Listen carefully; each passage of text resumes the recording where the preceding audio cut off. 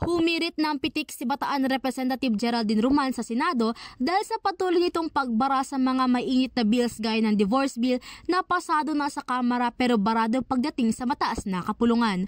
Kung performance umano ang pag-uusapan, masayang piniflex ni Roman na siyang chairperson ng House Committee on Women and Gender Equality ang mga progresibong panukalang batas na ipinasa ng Kamara sa ilalim ng pamumuno ni House Speaker Martin Romualdez. Nakakalungkot lang umano na natitenga na ito, particular ang divorce bill at kung minsan ay nababasura pa pagdating sa Senado. Well, divorce is a pro-women piece of legislation. Hindi yan lingid sa ating kaalaman, no? Na maraming kababaihan na despite all best efforts, talagang nag-fail ang marriage nila, tapos very toxic na. Sometimes their physical integrity na nanganganib na rin. So we're proud to say, di ba, Kong Pao, that we passed the divorce bill here in the House of Representatives. Pero tulad ng dati, siyempre naantala dun sa Senate. So what's new, right?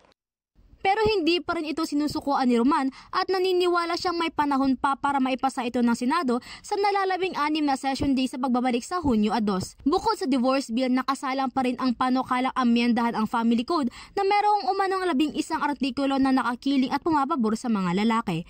Hiling nito na sana ay matuunan ito ng pansin ng Senado bago matapos ang 90th Congress ay maplansya na ito at mailatag na para sa mas mabilis na aksyon ng susunod na Kongreso.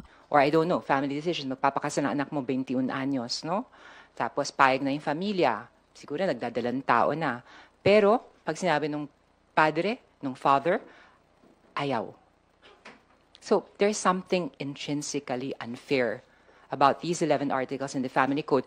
And for the longest time, kami po sa Committee on Women and Gender Equality, unanimously, lahat ng kababaihan sa House of Representatives, we want this changed. Kasi this is a remnant, a vestige of the old